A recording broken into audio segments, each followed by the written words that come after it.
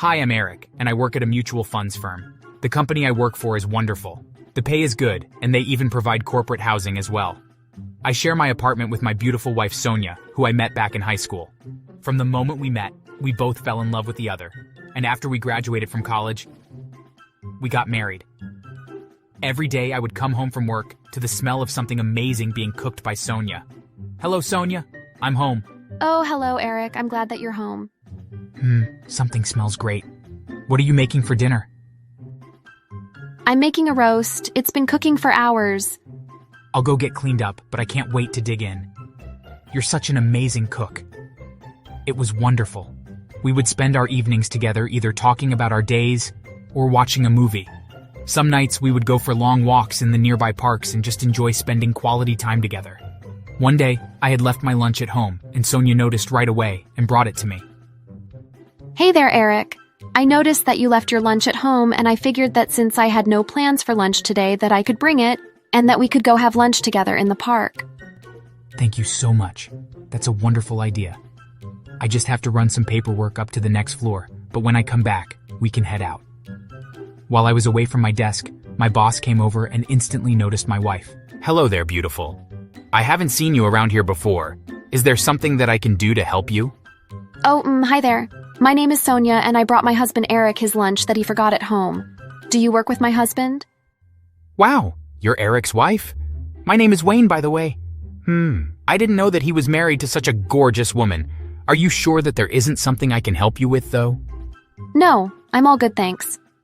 Say, why don't you give me your number? I know that Eric is a great guy, but sometimes men can be aggravating, and if you ever need someone to talk to, I would be happy to be that guy. Or we can talk about anything, really. I appreciate the offer, but I'm not sure I feel comfortable with that. Just then, I came back and I couldn't help but notice that Sonia was acting a bit off. Okay, I'm ready to go. I see you met my boss, Wayne. Yes, he was just introducing himself. Oh, well, I guess I'll leave you two alone. It was nice meeting you, Sonia. The way that my boss looked at my wife made me a bit uncomfortable, but I just smiled and left the office to head to the park. We had a lovely picnic by a pond, and when lunch was over, I headed back to work, and Sonia went back home. The rest of the day was rather uneventful, and at the end of the day, I went home, and Sonia and I watched a couple of movies together. The next day, though, my boss came and told me that I would have to go out of town to meet with some clients for the next few days. He claimed that there was an emergency that came up, and that I had to go and meet with them in person to fix the issues. Annoyed at the short notice, I tried to find a way out of it, but my boss was adamant that it needed to be fixed immediately. And so I sent Sonia a message and said that I would be out of town.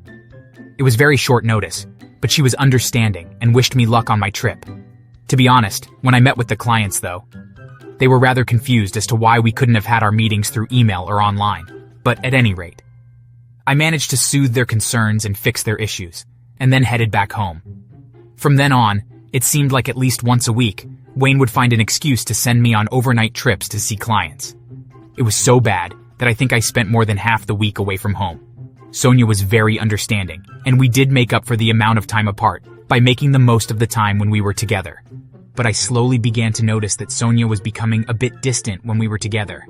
I was beginning to fear that our time apart from one another was becoming too much of a strain on our relationship, and that if my boss didn't quit giving me all these business trips that it would cause the death of my marriage.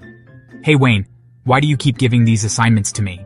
None of them are as urgent as you claim, and it must be costing the company a lot of money to put me in hotels so often. They are incredibly important, and the company trusts my opinion. Now here, this assignment will probably take you a week to complete. See to it that you don't come home until the clients are 100% satisfied. I was nearing the end of my rope. Between the long hours in the office trying to catch up on my usual duties, which got neglected when I was out of the office, and the long business trips, I felt burnt out. All the travel was beginning to make me feel exhausted all the time. When I came back from my week-long trip, I stepped into my home and found Sonia crying on the couch. As tired as I was, I rushed over to find out what was troubling her. Sonia, what's wrong? Why are you crying? I could tell that she didn't want to talk about it, and I began to fear the worst when she finally opened up. It's your boss, Wayne. Every time that he sends you away on business trips, he constantly calls me, and he will even come by for a visit as well sometimes.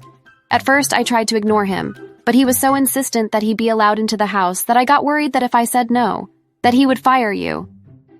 And what happens when he comes over and calls you? He says all kinds of inappropriate things. He makes comments on my appearance and how he would like to take me away to fancy locations, but it just makes me feel so uncomfortable. I thought that he would eventually get the hint that nothing would ever happen between us, and that he would stop, but he just keeps making lewd remarks about me. All I could do was comfort Sonia. I didn't know what to do other than quit, and she didn't want me to do that. And there was no guarantee that quitting would stop my boss from harassing my wife. A few more weeks passed where my boss kept sending me on overnight trips, but then a letter from the company was sent out that the firm had purchased a new resident building, and they were wondering if anyone was interested in moving to it. I saw this as a sign that maybe we could move to this new building, and since my boss didn't live in corporate housing, that he wouldn't notice, and then Sonia wouldn't have to worry anymore since Wayne would no longer know where she was. We made the move very quickly, as we were eager to get into the new place without Wayne noticing. In fact, we did it so quickly that we had 2 months left on our lease of our old apartment while we were living in our new one. Sonia's sister had recently been transferred to the city and needed a temporary place to stay, so we offered our old apartment for her. Becky works as a customs officer, and she had recently accepted an offer to work at the port in our city. The first time that I had to go away for work after the move, I checked in with Sonia, and while Wayne had tried to call her, he did not show up at the new apartment. The next time, though, I got a call from Sonia. She was laughing as she told me what happened. Apparently, Wayne was getting very frustrated that Sonia wasn't answering his calls, and now she was also not answering the door when he came over. Annoyed, he decided that he would let himself into our old apartment and that he would finally get what he had been after for some time. He snuck into our old bedroom and had assumed that it was Sonia sleeping in the bed, but unfortunately for him, it was my sister-in-law. Wayne never stood a chance with her. Becky wasn't just a customs officer. She was also a black belt in karate, and when she woke up and found an unknown man in her bedroom who was trying to assault her, she went into fight mode and beat him till he was black and blue. By the time the police showed up, Wayne needed to be sent to the hospital to treat all his injuries. Thankfully, since it was all self-defense, Becky didn't get into any trouble. But Wayne was charged with breaking and entering and assault. Soon after, he was fired from the company, between losing his job and being sent to jail. His wife also left him and filed for divorce. In the end, Sonia and I were relieved that we could now continue to live our lives without fear. And I am happy to say that we are even expecting our first child and can't wait to share the love we have for each other with our precious little one. Please like the video for the algorithm.